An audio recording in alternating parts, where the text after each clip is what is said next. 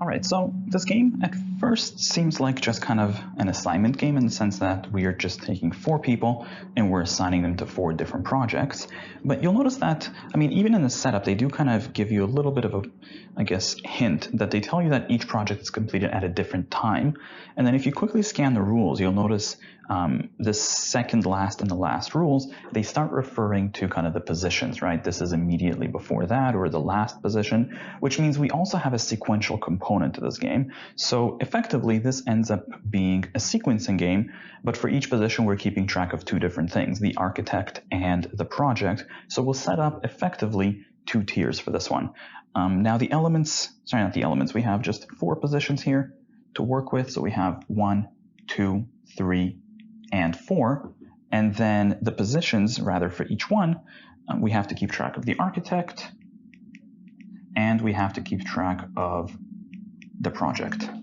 Now, the elements themselves, we effectively have F, G, H, and L. These are the architects, and the projects are W, X, Y, and Z. And I guess from there, we can look at the rules themselves. So the first rule says that either F or L has to be assigned to Z. So I guess we can simply kind of create a block that says that F or L will be the person kind of taking care of Z. And the reason I'm doing it this way is because we essentially have the projects on the bottom, right? And the architects on top. So visually, this is what it's going to look like. You're going to have Z on the bottom, and then with Z, you'll have one of F or L. Next. F is assigned W if G is not.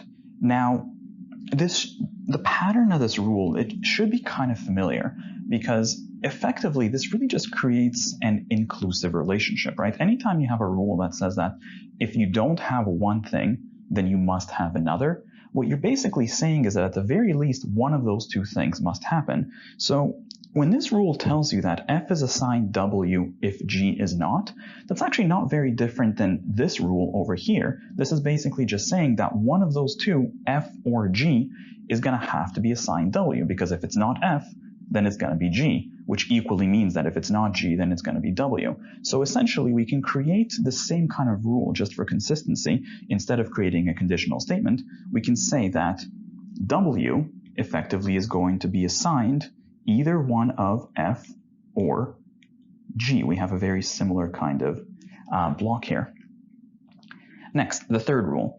H is assigned Y if F is not assigned W. Now, this is a very similar kind of rule that if you don't have this, then you'll have that. But we're dealing with different projects, so it gets a little bit messier. So we will set this up as a conditional statement. We have, if we don't have F assigned W, then you'll have to have H assigned Y, and likewise, if we don't have H assigned Y, the contrapositive says that you'll have to have F assigned W. Remember what this means though. These kinds of rules, at the very least, what they're basically saying, anytime you have kind of if not this, then that, if not this, then that, you're basically saying that one of those 2 things will have to happen. In fact, you know what?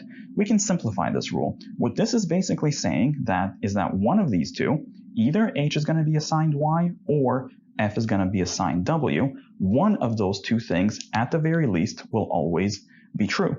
So rather than maintaining this as a conditional statement, what we can do is we'll get rid of all this and simply say that one of those 2 things will have to happen. You'll have to have either F with W or H with Y. Now, try to keep in mind that inclusive rules, they do allow for the possibility of both. So you could have both of these things happen, but at the very least, one of them will definitely have to happen. Next, we're told that F is going to be immediately before G, so I guess we can kind of create an FG block here. Which, to be fair, in a game that only has 4 positions, there's not going to be that much movement, right? You're either going to have the FG kind of here, here, or here. And the last rule, H has to go last, so that really starts limiting at least the sequential components. So H is definitely going to go fourth, which really means that your FG block is going to either be first or second, or second or third rather. So what we can do here is we can just create an exhaustion based on that. We only have 2 major plays, and it's not worth noting kind of F and G seem to kind of show up quite a bit, so we might be able to do a little bit more damage with that. So we can say, as we said, either we're going to have F, G in 1 and 2, which means that L is going to be in 3, or given that H is always 4th, F, G can be in 2 and 3, with L going in 1. Now, in terms of the projects themselves, can we do a bit more damage here? I mean, we know that we'll have to have either HY or FW, but we don't know which one. Now, there's sort of consequences there, right? Because if it's not FW, then G will have to be with W, and then H will have to go with Y, but then that's if F is not with W. So it looks like it gets a little bit messy. One thing we can do, though, is we know arguably that one of F or G is always going to have W, which means arguably W is always going to have to be either between these two positions or these two positions. So I guess we can kind of say that, you know what, we'll always have to have either a W somewhere there or a W somewhere there. Maybe that'll come in handy, maybe not, but that does come to mind. I guess otherwise, let's take a look at the questions themselves. Now, the first question here, number 7, is our standard exclusion question, so we'll do it by the rules. So the first rule was that one of F or L has to take care of Z. So answer choice A has G with Z, so that certainly is not going to work. We can quickly get rid of A. B has L with Z, C has F with Z, D has L with Z, and E has F with Z, so we're good on that. Next, the second rule is that one of F or G picks up W. So answer choice B has F with W, so we're good. C has G with W, D has G with W, and E has L with W, which certainly does not work, so we can get rid of answer choice E. Next, the third rule we kind of shorthanded to basically say that one of these two things must happen. Either we have to have FW or HY.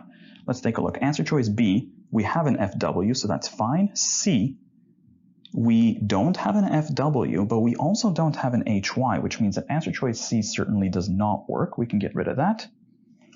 And then answer choice D has HY, so we're fine on that. Next, we have to have an FG block. So answer choice, we just have B and D remaining. So B does not have an FG block. We have LG, which certainly does not work, so that disqualifies answer choice B, and that leaves us with answer choice D as the only viable answer to question number 7. Next, let's take a look at, I guess let's do the locals first. So we have question number 9. So number 9 says, if X is completed last, which of the following must be false? Well, I mean, we know that if X is last, it's definitely going to be H taking care of it. So what can we do with that information? Well, first of all, we know that, as we said, one of these two things has to happen, right? So H is currently not with Y, which means that we're going to have instead F with W. And I guess we don't exactly know where they're going to go, but we can say that you're going to have an FW, and then G will have to go right after the F. We can do this a bit off board here. Now, what else do we know? We still have to have, well, actually, we know that one of F or L has to be with Z, except currently F is already preoccupied, which means that it looks like it's going to be L that's going to pick up the Z, which leaves that G is going to have to be with the Y. Now, we don't exactly know the relative sequence of the FG block versus the L, but we do know kind of the assignment. So you're going to have this block, and then the L can kind of move around. They can either be before the FG block, or the L could go after the FG block. So the question itself now asks, which of the following must be false? So what right now cannot possibly happen? Answer choice A, W is second. Well, arguably, if we place the F in number 2, that arguably was viable, right? We could have had F, and then G goes into 3, and then L could have gone into 1. So that seems absolutely fine. Answer choice B, W is third. Well, actually, that you'll notice right away is not going to work, right? Because if we were to place the FW block, well, if F with W goes into 3, there's nowhere to place the FW block. So that's our answer. Number 9 is answer choice B. Next, so it looks like we have no more locals remaining, so we're going to jump to the global questions. So number 8 says, which of the following could be true? So what could simply happen? Answer choice A, G is first and L is second. Well, no, it's worth noting we have our exhaustions already laid out. There's no way to place G in 1 because G is immediately after F. So A is certainly out. Next, B, F is 3 and Well, no, already we know that F definitely cannot go third. It's either in 1 or 2, so B is out. Next, L is 1 and G is 2. Well, no, because if L is in 1, we still need the FG block, so G would not go 2, so that's out. Next, F is 2 and L is 3. Well, no, if F is 2, G has to follow immediately after, so that's also not going to fly. Answer choice E. L is 1 and F is in 2. Well, yes, in this scenario, L1, F2, certainly that could work. So the best answer to question number 8 then is answer choice E. Next, question number 10. Which of the following is a complete and accurate list of architects, any of whom could be assigned to X? So I guess who could go with X? Well, let's see what we can do. First of all, let's use our history. We definitely, in this scenario, we had H with X, so that easily could happen. So we know we can cross off anything that doesn't have an H, because H definitely could be assigned X. So that gets rid of answer choice A. And looks like that's the extent of it. So from there, I guess let's see what else we can do. Well, actually, we do have one more data point that we can use to kind of take a shortcut here. The very first question that we did, number 7, we actually didn't include it into the board. Normally, it's a good idea to plug it into the board. But you'll notice that for question number 7, we had Fredericks doing X, which means that F also definitely could take care of X. So you can cross off anything without an F in it. That would have disqualified both answer choices B as well as D. So this is pretty good. We're now just down to answer choices C and E. And now that we're down to 2, between answer choices C and E, really it seems like it's just a question of L and G. So between L and G, could they take care of X?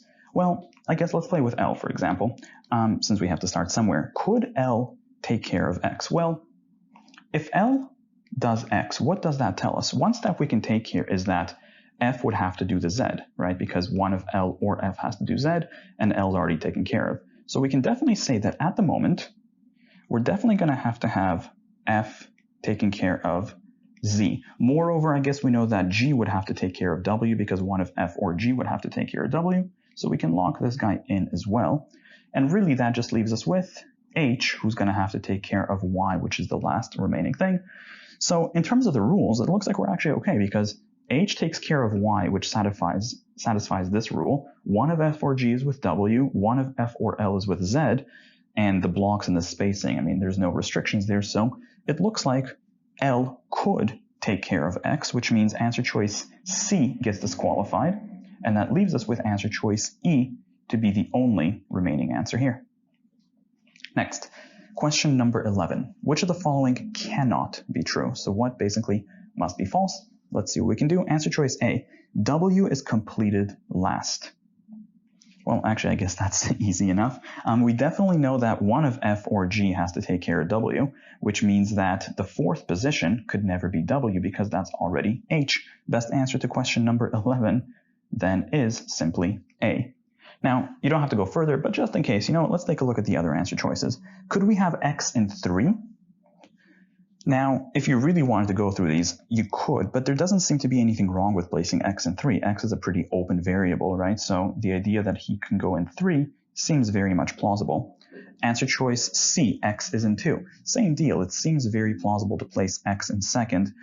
There doesn't seem to be like there would be anything wrong with that. Answer choice D, Y goes second. Well, if Y goes second, the one thing that we can say is that we're going to be breaking this rule that H is with Y, but we could still do that with F and W, right? In other words, for example, if we do that here, we do FW and then Y goes into 2, then, yeah, I guess L would have to have Z because one of F or L does Z, and then H takes whoever's left over. Looks like that would be, who do we have? We have Y in second, W, and then Z. X would then go over here, and that seems fine. So answer choice D seems very plausible. Answer choice E, Z goes first. Could we have Z in first? In fact, we actually just implicitly proved that, right? Because we just said, actually, no, we didn't. That's not quite what we did. But for example, could we place the Z over here? Well, if we did, F goes with Z, G gets W, Now we know that we have to have FW or HY, but then this guy just goes here. The Y would have to go with H, and then X ends up with L, which again seems very plausible. At least there doesn't seem to be anything wrong with any of that. That said, though, again, you shouldn't have gone this far because answer choice A definitely cannot be true. So the best answer to 11, once again, is A.